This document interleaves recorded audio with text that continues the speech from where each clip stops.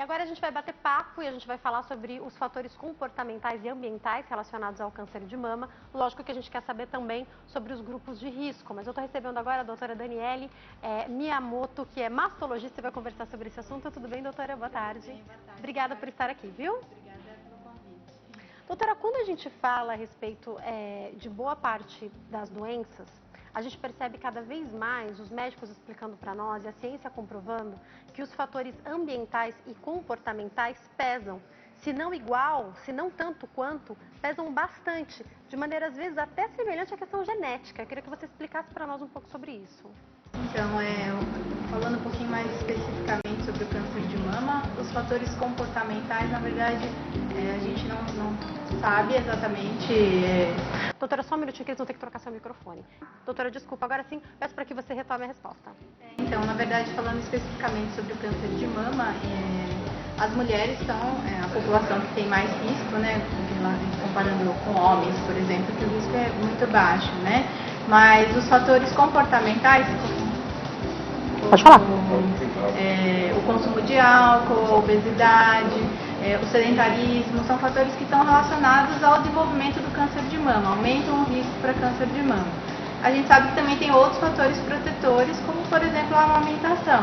Mulheres que amamentam, pelo menos por 6 meses, quanto mais tempo melhor, né? A gente sabe que também tem uma diminuição desse risco. Doutora, eu vou para o intervalo, daqui a pouquinho a gente está de volta e continua com essas informações, não sai daí. Nosso programa está de volta, a gente está batendo papo, entendendo sobre os fatores comportamentais e ambientais relacionados ao câncer de mama, com a doutora Daniele Miyamoto, que é mastologista e está esclarecendo as nossas dúvidas. Doutora, vamos retomar, a senhora falou algo a respeito da amamentação, quero entender mais sobre isso, explica para nós. Então, a amamentação, mulheres que amamentam mais têm um risco menor de ter o câncer de mama. Por quê? Primeiro que a mama termina o desenvolvimento completo quando a mulher engravida e vai amamentar, né? As glândulas da mama terminam essa evolução e, além disso, no processo mesmo de amamentação, tem uma esfoliação de algumas células que às vezes já são geneticamente modificadas e tudo mais, que acabam vão saindo, né? Então, isso também seria talvez um fator relacionado aí à proteção com relação ao câncer de mama. Além disso, as mulheres que amamentam costumam ficar longos períodos sem menstruar, ou seja, elas não ovulam, principalmente nesse período de 6 meses, que é o período de aleitamento exclusivo. E aí isso também está relacionado com essa diminuição aí do desenvolvimento do câncer de mama, porque tem um bloqueio ovariano da produção hormonal, então isso também estaria relacionado. Então, quanto mais vezes, por exemplo, uma mulher fica grávida, também diminuiria o risco, né, dela de ter câncer de mama. Tanto pelo longo período em que ela está grávida, os 9 meses, mais o período do aleitamento, se ela amamentar, né? Doutora, algumas pesquisas falam a respeito dos tumores se alimentarem de açúcar, ser uma causa de crescimento de alguns tumores. Quando a gente fala a respeito dos tipos de câncer de mama, a gente tem essa relação também, esse aumento rápido, ou o aparecimento pode estar relacionado com açúcar? Talvez não necessariamente com o açúcar, mas pessoas que consomem muito açúcar, muito carboidrato, costumam ter um sobrepeso, um acúmulo de gordura, principalmente abdominal. E essa gordura, a gente sabe que também aumenta a conversão periférica nos tecidos gordurosos de estrógeno, que é o hormônio principalmente relacionado ao câncer de mama. Então, na verdade, teria talvez mais relacionado ao ganho do peso, né? Esse excesso do peso, sobrepeso, obesidade, são fatores ambientais relacionados ao câncer de mama. Doutora, nesse momento em que a gente está tão preocupado com a pandemia, e tem que estar mesmo, e tem que se preocupar, e tem que se informar a respeito, me surge também uma dúvida. Eu lembro que logo que alguém falou assim para mim, num dos grupos que eu participo, você viu, foi considerado pandemia. Eu falei, sim. Aí eu coloquei assim, você sabia que a obesidade também é uma pandemia? Eu coloquei algo assim, porque só para a gente poder entender, quando a gente fala da obesidade, ela coloca as pessoas em grupos de risco de várias doenças, como o câncer de mama, que é o que a gente está falando aqui. e eu ainda vejo uma pequena preocupação. Então, as pessoas, tá bom, a gente vê algumas pessoas exagerando, super preocupadas nessa fase, a gente entende.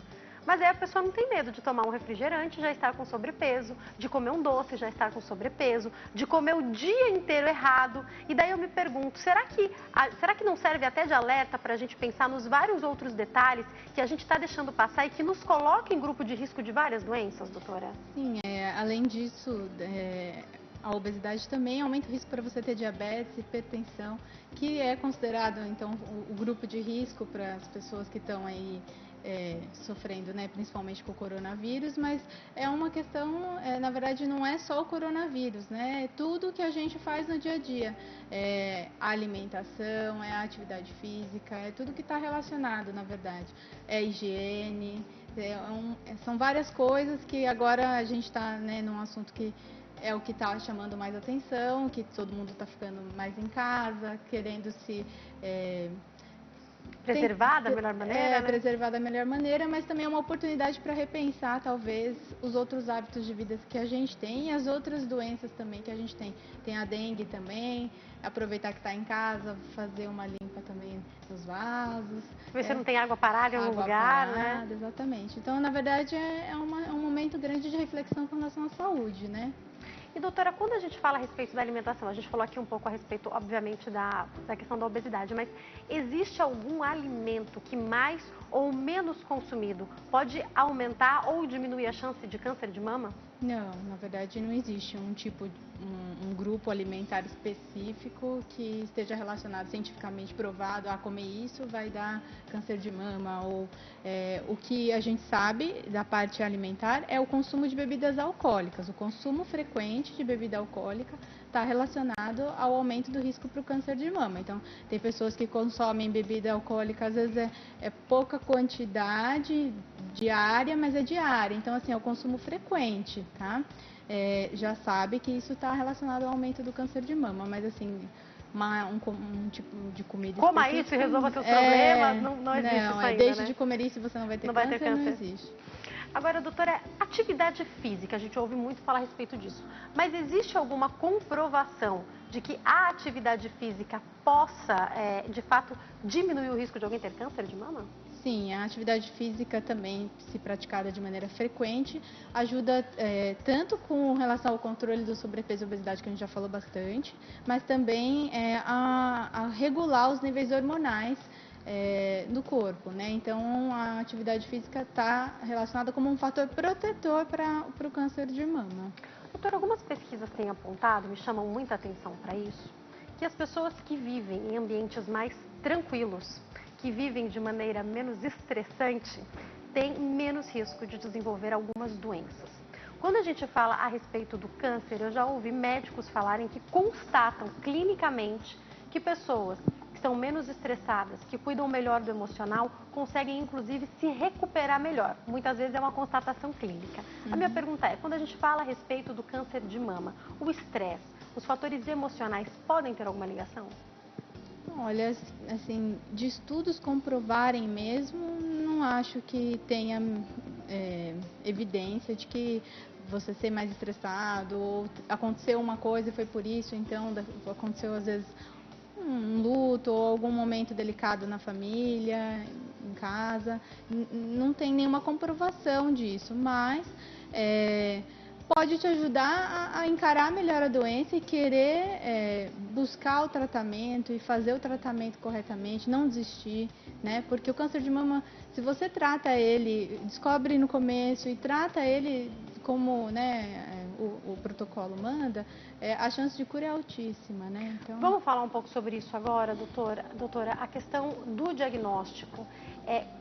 Eu acho que tem duas coisas importantes. A gente vai falar aqui sobre quando já é importante a mulher começar a fazer os seus exames.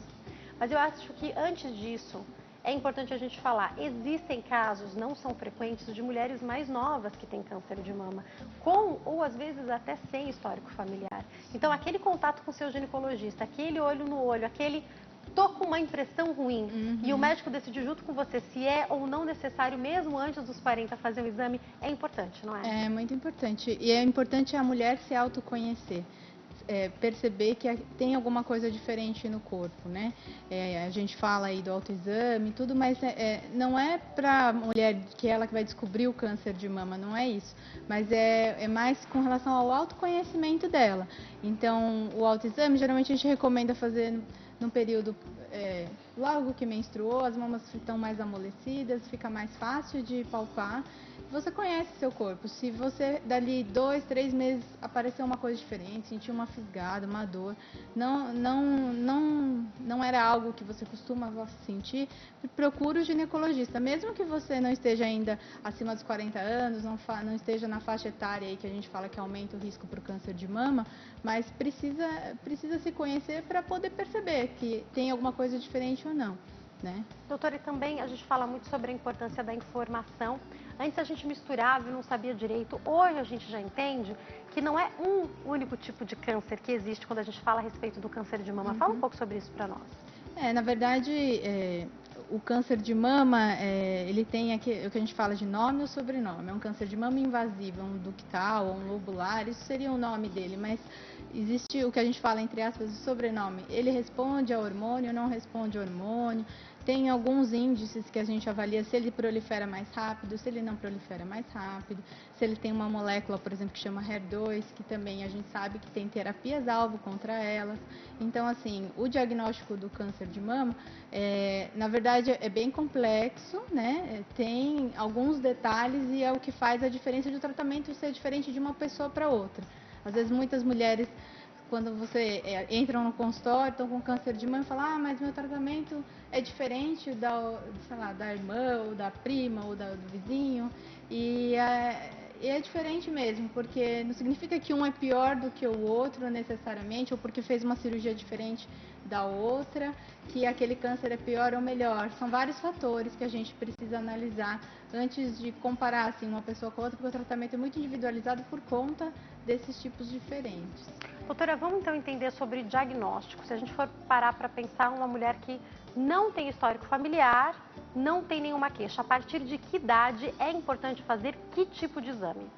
A mamografia é o principal exame recomendado para rastreamento, ou seja, para mulheres que não sentem absolutamente nada, de fazer para diagnóstico precoce do câncer de mama.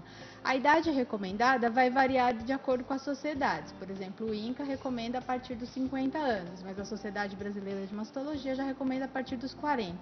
Então, pode ter aí alguma variação de acordo com o que cada protocolo diz, né? Mas vamos considerar o mínimo aí, que seria os 40 anos, a mamografia anual e o exame físico feito pelo mastologista ou ginecologista. Doutora, após a mamografia, se foi constatado algo, outro dia a gente falava sobre isso, já no exame a mulher já quer saber, já quer que, eu já quero saber o que eu tenho, por que o meu médico pediu esse exame, muitas vezes é só um exame de rotina, né? Já quero conversar com quem vai laudar, quero saber se eu tenho alguma coisa. Qual que é o protocolo para isso?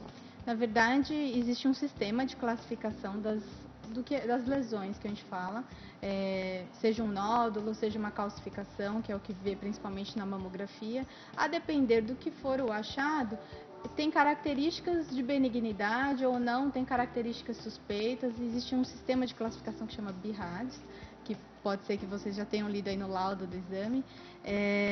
E aí, de acordo com esse sistema, a gente consegue se guiar para o que a gente pode fazer. Se dá para acompanhar, se o acompanhamento continua sendo anual ou não, eu preciso encurtar esse acompanhamento, ou já é algo que a gente precisa fazer uma biópsia, tá? Doutora, se é um tumor benigno, então vamos imaginar que na mamografia há o laudo de que a impressão é de que é um tumor benigno. O que se faz nesse caso? Geralmente a gente só acompanha, tá?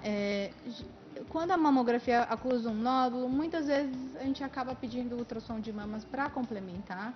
Ele vai olhar um pouquinho melhor a característica do nódulo, os limites, os bordos e tudo mais para confirmar que seja aquilo mesmo, né? Mas considerando um achado provavelmente benigno, a gente só vai acompanhar. Se num período de acompanhamento apresentar algum crescimento, mudança de característica e tudo mais, aí a gente pode pensar em fazer uma biópsia. Um tumor benigno pode se tornar um tumor maligno? Um nódulo benigno? Não, geralmente o que acontece? Às vezes você achou aquele nódulo a primeira vez ali no exame, você ainda não sabe a natureza real dele. Só com a biópsia você tem a certeza que é quando você faz a análise patológica, olha no microscópio e vê o que é, né? Mas não são todas as mulheres que vão fazer biópsia, mesmo porque é um exame que parece, é tranquilo, você vai para casa no mesmo dia, mas pode fazer hematoma, tem complicação, dói, tá? Então, assim, não é para todo mundo que a gente vai pedir, porque se a gente for pedir para todo mundo, aí o índice de complicação aumenta muito, né? Mas, assim, existem características que deixam a gente mais tranquilo do nódulo, de ele ter quase certeza que ele é um nódulo benigno, né? Mas, às vezes, durante esse acompanhamento ele cresceu ou mudou, tinha cara de benigno, mas dali 6 meses ele mudou a forma em que ele se apresenta. Aí, às vezes, parecia que era um nódulo benigno e, na verdade, ele era um nódulo maligno. Mas ele não se transforma. Na verdade, eles já eram um nódulo maligno, mas que a princípio, ele parecia, tinha cara, né? Cara de um nódulo benigno, mas a gente só consegue saber com a biópsia. Doutora, ainda sobre o exame, seja sobre o autoexame ou até esse momento da mamografia, muitas mulheres que têm silicone têm a dúvida. Eu posso ter dificuldade no diagnóstico de um câncer por conta do silicone? Vai funcionar da mesma maneira? Eu consigo fazer a mamografia? Explica pra gente. Exatamente, é uma dúvida bem frequente mesmo, mas pode sim fazer o exame de mamografia na mesma faixa etária, não precisa começar antes.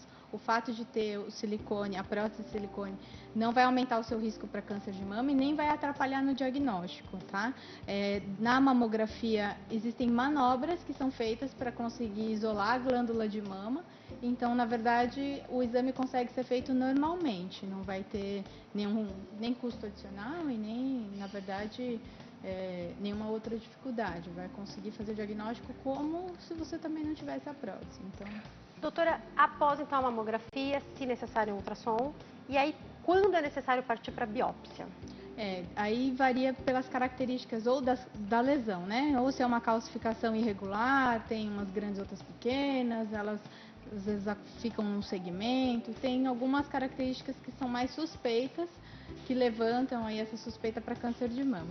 O nódulo, um nódulo irregular ou espiculado, que a gente fala, né? É diferente daquele nódulo bem redondinho, oval, você vê a borda inteira dele, é diferente, né? Então, tem características desses nódulos que fazem a gente levantar a suspeita para o câncer de mama e aí sim teria indicação de fazer biópsia.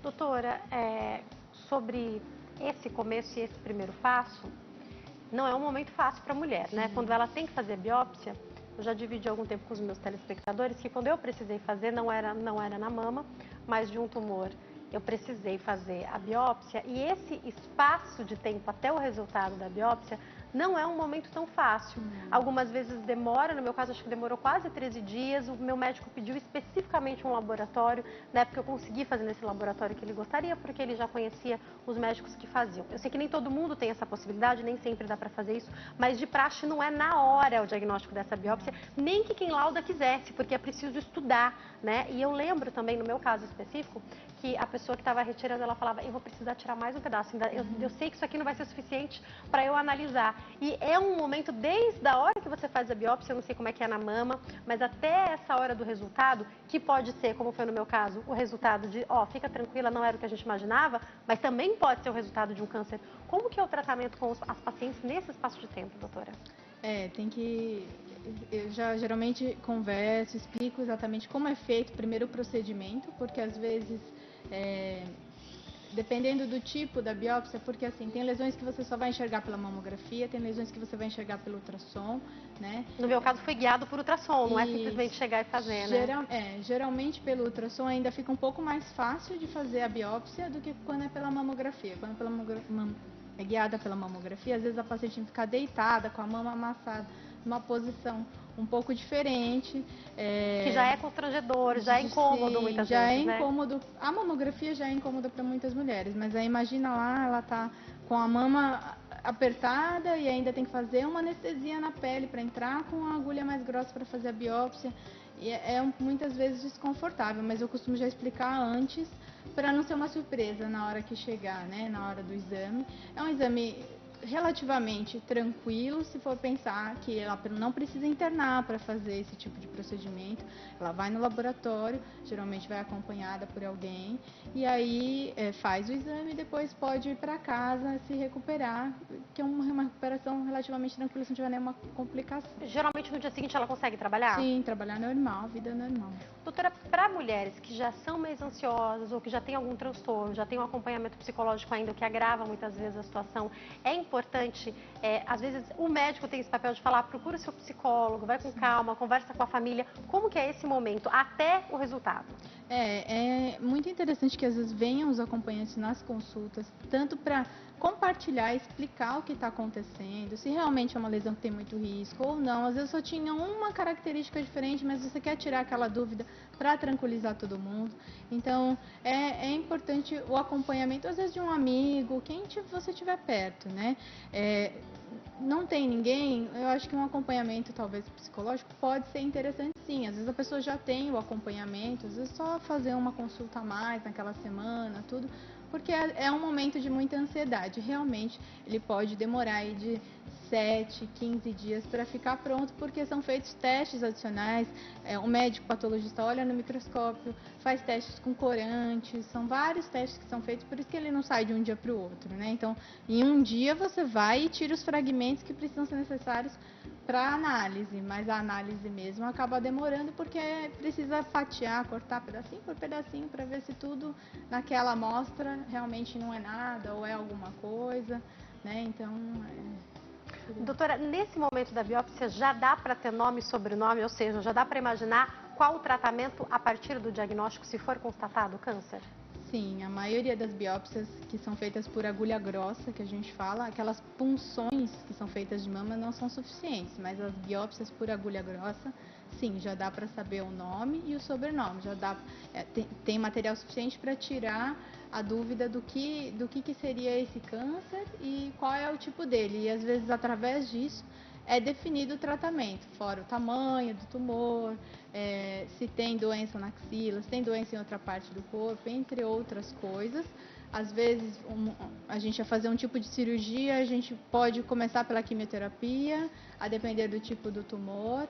Então, na biópsia, esse tipo de biópsia já dá essa informação e já consegue ajudar o médico a definir aí o tratamento. Doutora, eu vou para o intervalo e na volta eu quero fazer uma pergunta e uma colocação. Gostaria que a senhora falasse sobre a importância e o sucesso a partir do diagnóstico precoce, que eu acho que é fundamental para a gente falar aqui. E outra situação que eu acho interessante é que a gente vive mais. Antigamente, se uma mulher mais velha tinha um câncer detectado, muitas vezes a instrução era: não vamos para a operação, não vamos fazer nenhum tratamento muito invasivo, deixa para lá. Já ouvi várias situações assim há anos. Hoje, a gente vive muito mais. Será que uma mulher já idosa que constata o câncer de mama não deve tratar para daí poder ter chance, inclusive, de viver mais e melhor? Você me explica daqui a pouquinho. Eu vou pro break e já volto, não sai daí.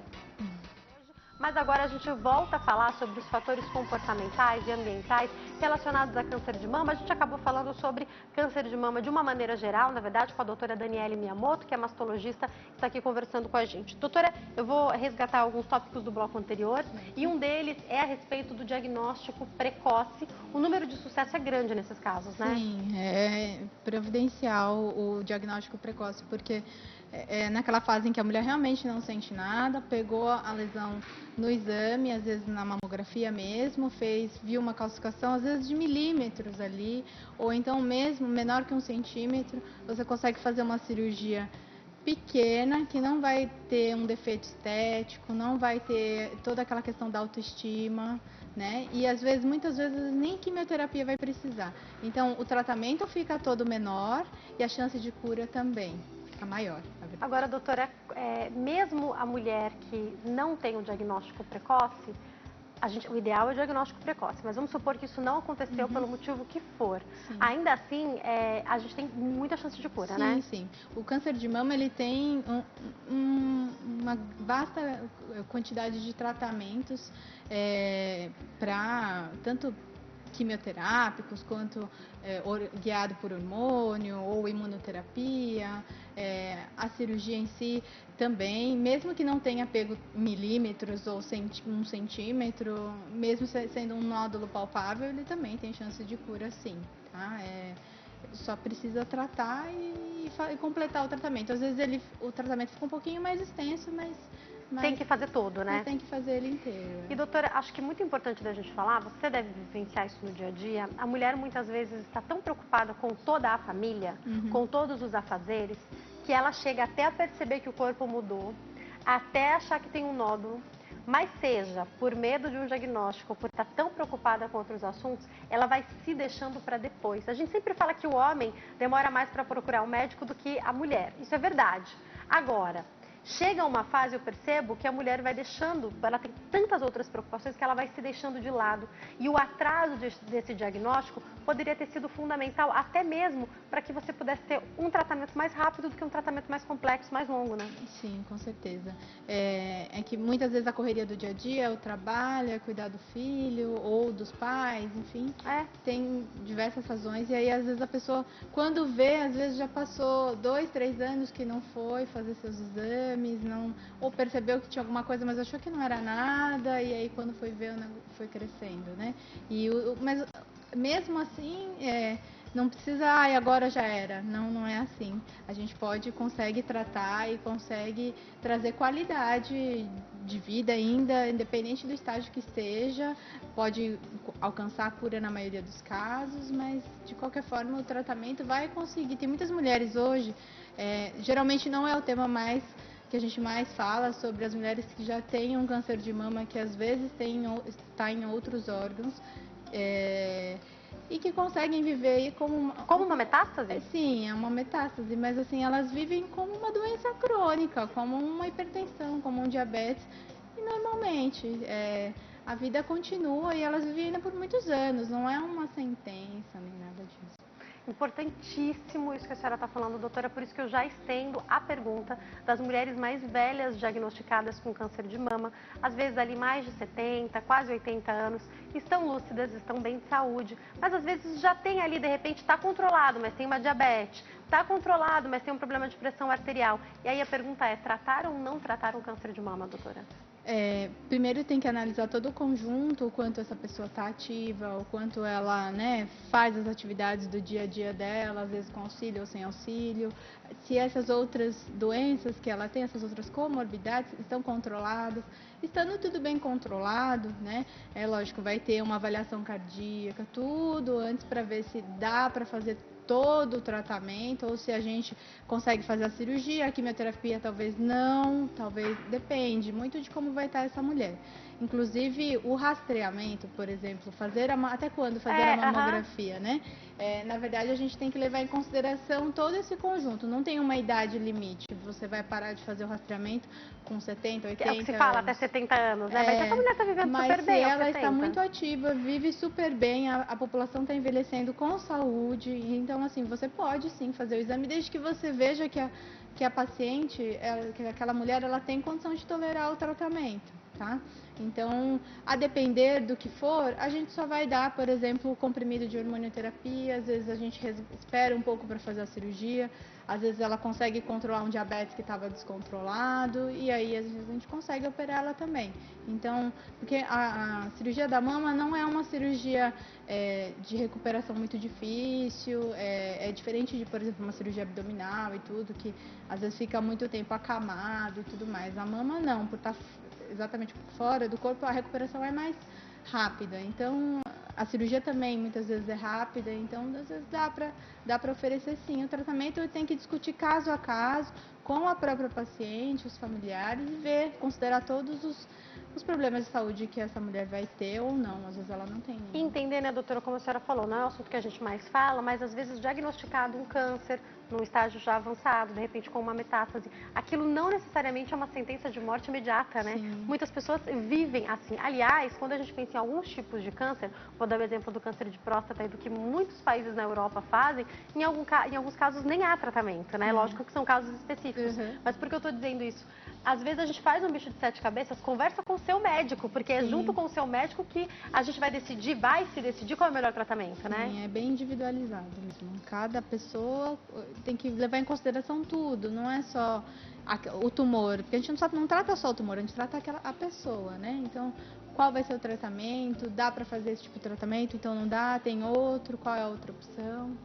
Doutora, no caso, se chega ao momento de precisar fazer a cirurgia, muitas mulheres já pensam, bom, vou às vezes ter que retirar ali uma parte considerável, já posso fazer uma reconstrução? Nem sempre isso é possível de maneira imediata? Na maioria das vezes você consegue fazer a reconstrução imediata mesmo.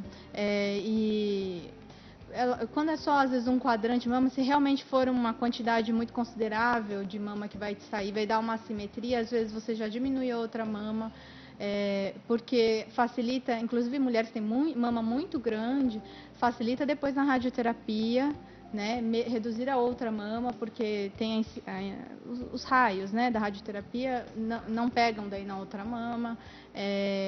A mastectomia, existem inúmeras formas de reconstruir, desde próteses, expansores quando falta pele, ou então o próprio tecido do corpo mesmo, dá para você reconstruir, por exemplo, com um pedaço da barriga ou com um pedacinho aqui de pele das costas, mas a maioria hoje consegue fazer uma reconstrução imediata. É possível usar silicone, se necessário, doutora? Sim, sim, sim. Atrapalharia depois um tratamento? Não, não. Até porque eu fico imaginando uma mulher que tem silicone que não passe pela cirurgia e precise talvez de outro tratamento, como a químio, enfim. Não tem problema ter silicone, né? Não, não tem problema. Depois que o controle, porque depois que ela tratou, fez a cirurgia e tudo mais, ela vai continuar acompanhando, né? E o fato de ter a prótese de silicone não vai atrapalhar em nada. Nos exames que vão ser feitos, no exame físico do médico, também não vai atrapalhar. Doutora, o retorno após a cirurgia ou após o tratamento, ele é constante durante quanto tempo? Quais os casos? Qual o número de casos que depois a mulher pode voltar a ter reincidência, ter novamente o câncer? Esse número é baixo? Tudo também depende daquele estágio em que a doença estava quando você descobriu. Quanto mais precoce, tumores pequenos, que não tem nenhuma doença na axila, que geralmente é o primeiro lugar para onde o tumor, o câncer de mama vai antes de fazer uma metástase em outra parte do corpo, é importante para definir esse risco de se tem mais chance ou menos chance de a doença voltar. Às vezes voltar na mesma mama ou na outra mama, ou às vezes volta à distância, né, ou em algum outro órgão. Às vezes, quando ela abriu o câncer de mama, ela não tinha em nenhuma outra parte do corpo, mas ao longo do tempo pode ser que apareça, mas isso tudo, o risco está relacionado principalmente ao estágio em que você descobriu a doença, quanto tempo demorou para você começar a fazer o tratamento. Então, e também com relação àquele nome e sobrenome do tumor, tem tumores que são mais agressivos e tudo que tem mais chance de recorrência. Depois que faz a cirurgia, tem os primeiros retornos pós-operatórios, aí depende também do acompanhamento, do que ela vai fazer de tratamento complementar ou não. O acompanhamento ele é multidisciplinar, então é o médico mastologista, o médico oncologista, o médico radioterapeuta, fora a parte toda psicológica, alimentação. Aí que eu queria te perguntar, quais os fatores comportamentais que são importantes após o tratamento, doutora? Depois, assim, a reflexão de ver qual é o estilo de vida que você levava, o tipo de alimentação, se você tinha uma alimentação completamente desregrada ou não, se você já se alimentava de uma maneira saudável, mas não praticava atividade física, você vai poder voltar a fazer as atividades físicas e trabalho normalmente depois que acabar o tratamento, né? Tem inclusive mulheres que durante a quimioterapia que às vezes conseguem continuar fazendo as atividades do dia a dia, mas é lógico que cada mulher, cada corpo é um e vai variar. Tem gente que vai conseguir fazer, tem gente que não vai e também não é nenhum problema não conseguir fazer durante o tratamento, mas depois tem toda uma reabilitação, você vai conseguir fazer as atividades físicas com o braço, tudo normalmente. Tem até um grupo de mulheres que fazem remo depois do câncer de mama. Sensacional. Então, assim, você consegue fazer suas atividades normais. Voltar à vida normal, sim, né? Doutora, muito obrigada por ter vindo, foi um prazer te receber aqui. Para quem quiser entrar em contato, o Insta é doutora, D-R-A, Daniele Miyamoto, tá escrito direitinho aí como se escreve. Tem os telefones 0 operadora 11 5084 1280, 0 operadora 11 99610 7400, o site www.danielemiyamoto.com, passando aí para vocês. Obrigada, doutora, uma ótima tarde. Chegaram mais mensagens.